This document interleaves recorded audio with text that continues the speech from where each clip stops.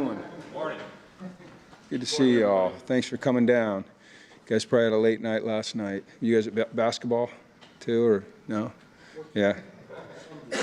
Another tremendous challenge. JMU 9-0, nationally ranked, really good football team, and this has been a year full of a lot of challenges on many different levels. You know, our schedule's obviously been challenging. I think every team we played is either bowl eligible or still fighting for a bowl bid.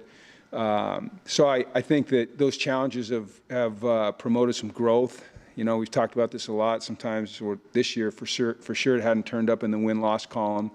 But there's processes you have to go through when you're rebuilding a program, and this has been a painful process. But I think at the end of the day, it's gonna benefit this program in the long run. So I'm sure those are empty words for a lot of people, and but there's something that I truly believe in and hold on to. So that's looking forward to JMU. I mean, I've heard it's a great environment to play in. They play just great defense. They score a lot of points on offense. They run the ball well. They've got a quarterback who's dynamic. They've got really good receivers, and they got it rolling up there. So be fun to go up there and play at their homecoming again and roll it out there and compete and see what happens.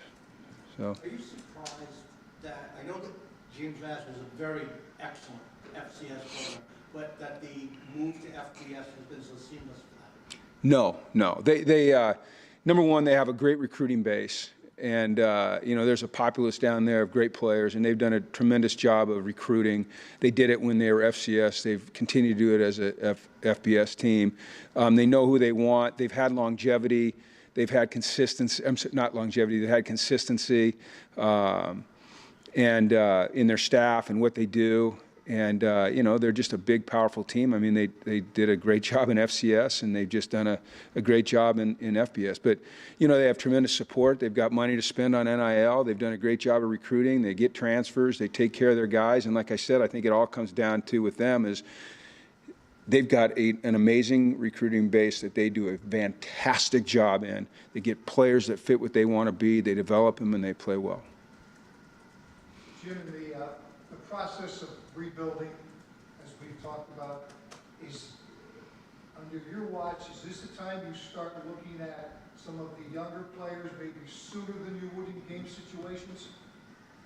It depends, and that's a very legitimate question, and it's a complicated question because it's a complicated answer because your focus always has to be on winning that game.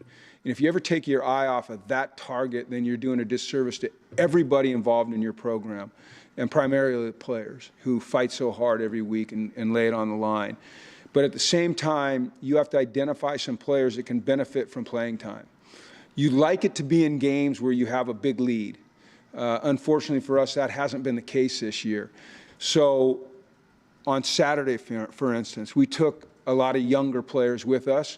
And we took them for the experience, not necessarily get them in the game, but because of the circumstance, we were able to get guys in the game. Like Zach Droughty got to play a lot. Jackson Harper got to play some on teams. Tim Passmore got to play a lot more. Langston Hardy got to play a lot more.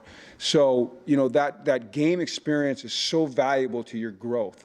But you have to measure that with, hey, our immediate goal is to win that game. So I think you have to balance it every week. The last thing you can ever do is give up. We're just not going to give up. If you let that infiltrate your program, it's over. You spoke about JMU's recruiting base. Well, for you guys, what's the next step for you to kind of establish where you want to recruit and the players that take this program to the next level? We got to attack the portal. For us, it's about attacking the portal right now. We've got to get players that are established players, that have played in big game environments, that have snaps under their belt. We've got to continue to get the best players in our state, which the last couple of years we have. The facts of the matter are, in our area, there's not a large population that we can pull from, unlike other areas of the country. So we have to do a great job here. But for us, to build this program the way we want to build it, we've got to attack the portal, and we plan on being very, very, very aggressive in the transfer portal this year. We're done recruiting high school athletes for this year. We've got, I think, 10 or 11 commits, and we're not after any more. Now it's all about the portal. How's that changed? Oh, no, it's changed everything. I mean, the portal and NIL go hand in hand. They're the same thing right now. So the positives are it's giving you a chance to add quality players that have played in college games and are a little bit more physically and hopefully emotionally mature to your team, where they can come in and have an immediate impact. The problems are you have to have money to get them, and I think our people that support this program understand that, are doing a great job of addressing that. Feel incredibly positive about the direction that's going, and it's because there are people that are very, very committed to it in this university environment and outside of alumni and people like that. It's become a little more cutthroat, which I don't really enjoy. I don't enjoy the fact that sometimes you have to have difficult conversations with young men on your team that maybe just aren't quite good enough, you know. I don't like that part of it all. That's the human element.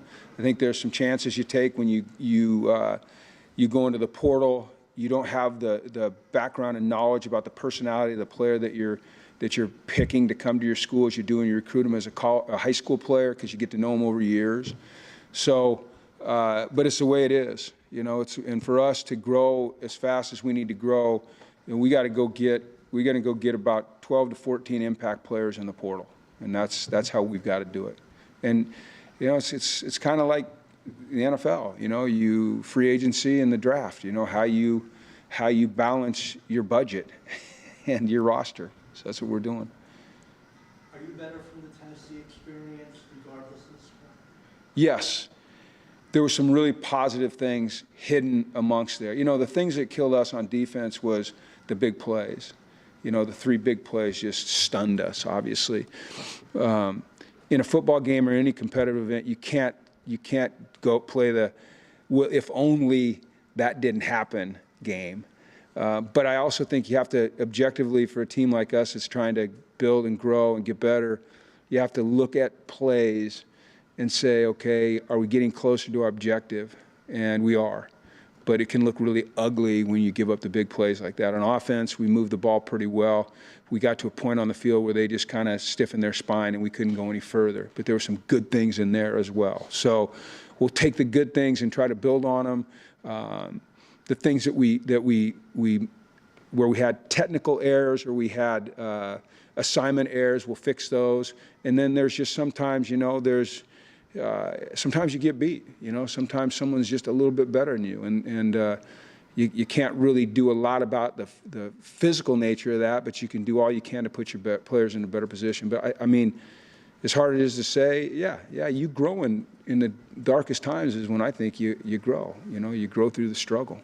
So, Jim, you've been on both ends of the Tennessee game is one end of it, a 1-point missed try is the other end of it. So what's the teaching, which one is easier to teach your players from? That kind of a loss or the Tennessee kind of a loss? both, really. You know, I think in every win and every loss, there's teaching moments, and you have to capitalize on those.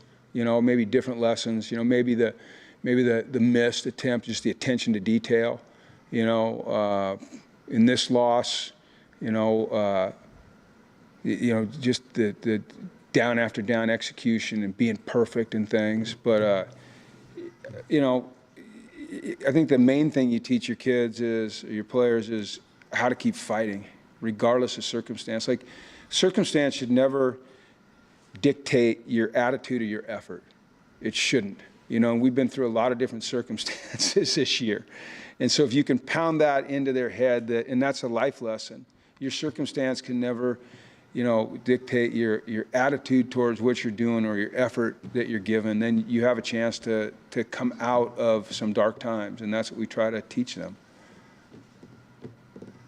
Post-game, you talked about you're proud of the class that your team played with. How did you assess them keeping their composure as stuff was kind of swirling around during that game?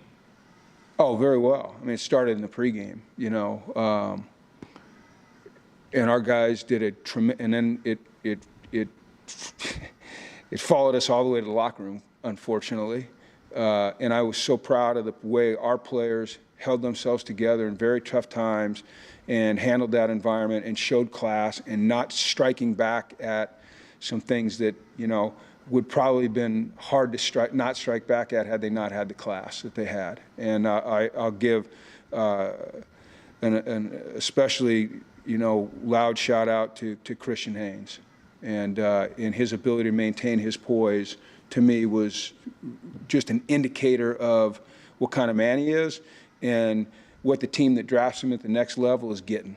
And it's a big deal. It's a big deal. That guy, I mean, he showed me so much from whistle to whistle, after the whistle, and before and after the game, and the way he composed himself. And that guy, he took it to them, you know. And, man, if I'm an NFL GM, I want that dude on my team. I'll tell you what, I want that guy on my team. I want him on my team on the field, and I want him on my team in the locker room, and I want him on my team in the community, and I want him wearing my colors and representing me, that's for sure. Important is a game like that for the NFL guys on your team, that they're going to look at that tape first when they look at your team, and to show up against guys that are going to be in the NFL. It's very important, and that's, you know, we made that point is, you know, scouts are going to look at all the games, and they're going to say, hey, this Christian Haynes guy, this Jackson Mitchell guy, they're really good players. And a coach, an NFL coach, is going to look at the schedule and say, okay, good. Well, I want to see him play against Tennessee because Tennessee's filled with dudes, you know. So I want to see him compete against the best. So it's critical. And Jackson was outstanding against very good players. I mean, tough, hard-nosed, physical, aggressive players, and he played very, very well. And he held his composure when they tried to test him, you know, which, man, there's nothing wrong with that. It's the sport, you know. So I was really proud of him. Okay, thanks, everyone. Have a great day.